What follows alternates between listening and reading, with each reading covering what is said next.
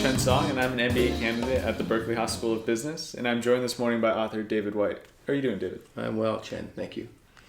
David's new book, Rethinking Culture, Embodied Cognition in the Origin of Culture in Organizations, is out now, and today we're going to be learning a little bit more about your work. And I'd love for you to start us off just by sharing what made you want to write this book. Yeah, thank you. I guess the main impetus for me writing the book was about 25 years as an organizational change practitioner in working in big companies like Microsoft and IBM, both as a recipient of culture change and also someone trying to instigate culture change or lead projects that were about culture change. I've never seen a culture change project work. And as an anthropologist, as a cognitive anthropologist and who researches culture, I've also realized that and come to realize that the world of anthropology and what we know about culture and what we've learned about culture over the last 100 years, especially the cognitive aspects of culture, the way culture relates to the mind, all of that research is not really part of the business practitioner mainstream. And I started to get really interested on why is that? Why is there such a gap between the way businesses practice culture and culture change and the way anthropologists think about culture? There's really quite a gap. And so I got really interested in that question, and for the last several years devoted myself to that question, which led to a lot of research, which essentially culminated in the book. David, you just mentioned that there is a gap between what business practitioners are using to try to change culture in organizations and what academics and researchers have really been looking into for the last 100 or 50 years, and would love to hear how your work attempts to bridge that divide. Yeah, sure. Well, first off, I should mention the work is an interdisciplinary approach. I'm an anthropologist, but the great findings in cognitive science about the nature of the mind and what we call the embodied mind and the situated mind really range across psychology, linguistics, sociology, anthropology, and of course this incredible field of social neuroscience, which is the study of how social experience and cultural experience shapes the brain. What neuroscience is teaching us is that the brain is profoundly shaped by experience. What you do shapes how you think.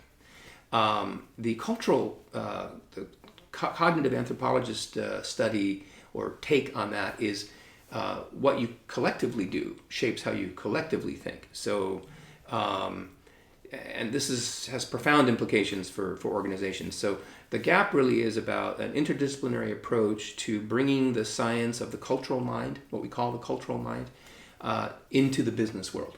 And the book really is about that exploration of that gap and the implications of that for business and culture.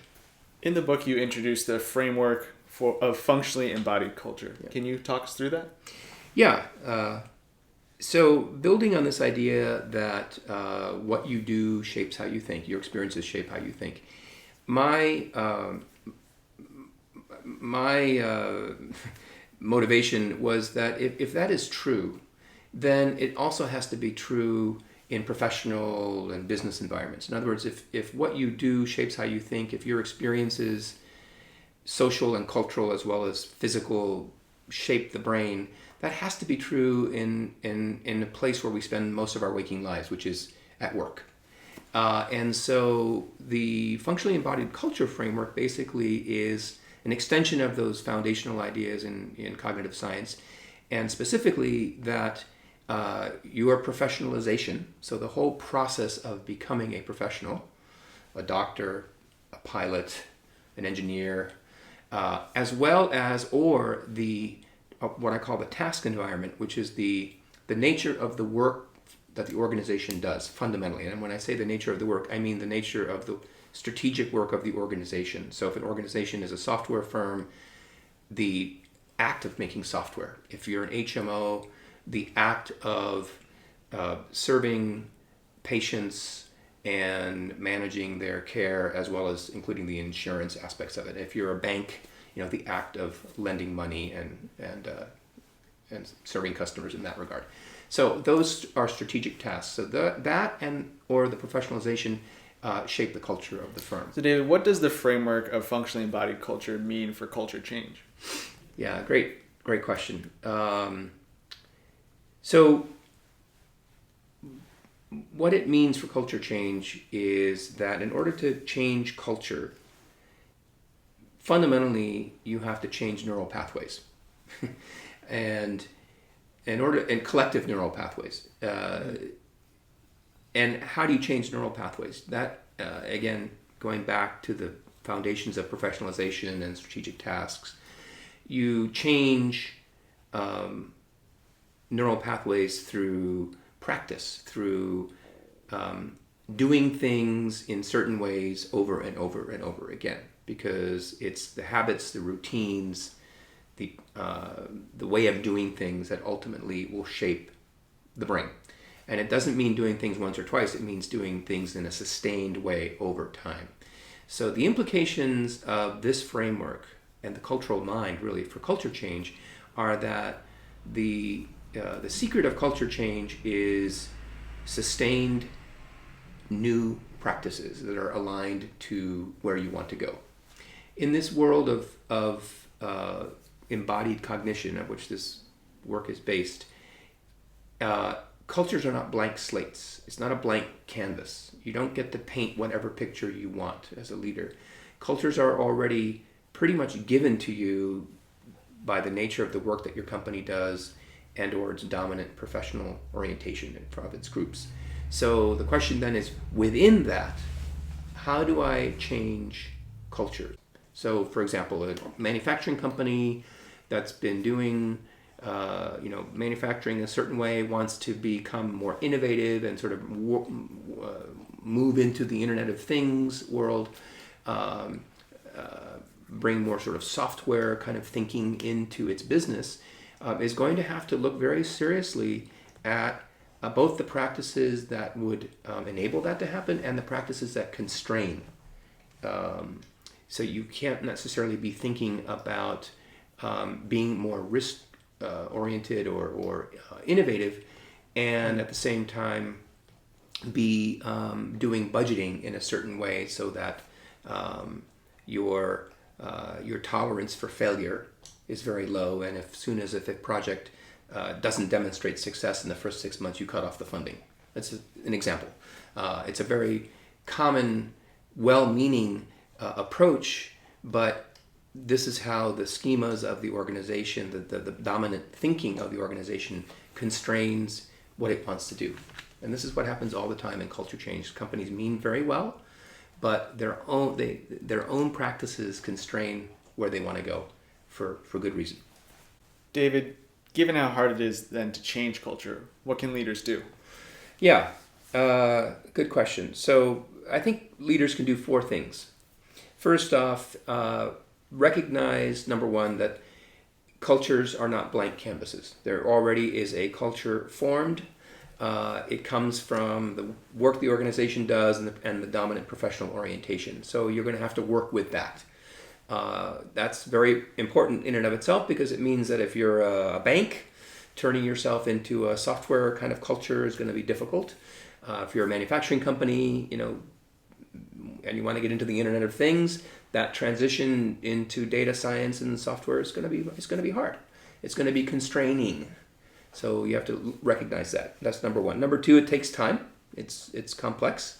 That may sound obvious, but many culture change programs and organizations, look for the magic bullet and they put up the 5 values and think that they're done. To your earlier point, the third thing is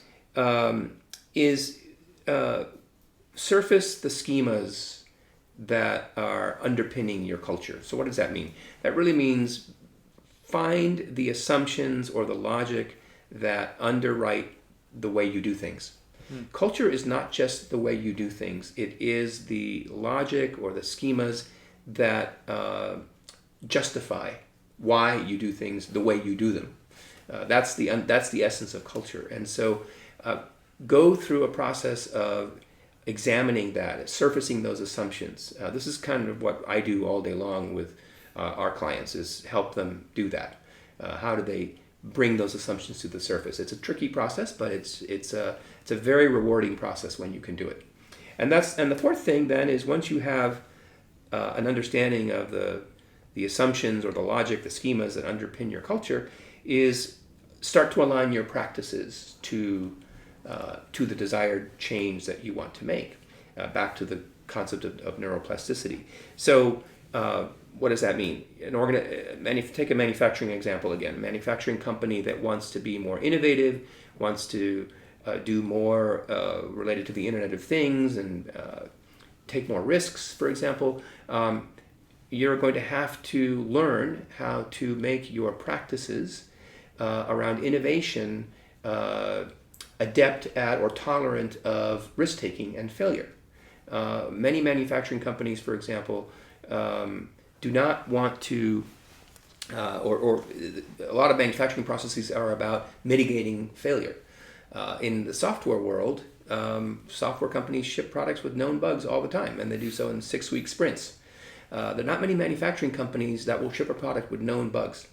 The costs of that are too high. So you can begin to see that's a fundamental reorientation of an assumption of what it means to ship a successful product. So the practices that then go into innovation in a manufacturing company that wants to be more this way are all around learning how to accept failure, how to bring practices to how to create practices that allow failure and then learning quickly from failure to manifest in the organization. David, I just want to thank you again for taking the time to share your research and your work with us. I know your new book, Rethinking Culture, Embodied Cognition and the Origin of Culture in Organizations, is out now. Are there any last thoughts you can leave us with? Well, first off, thank you very much for the opportunity.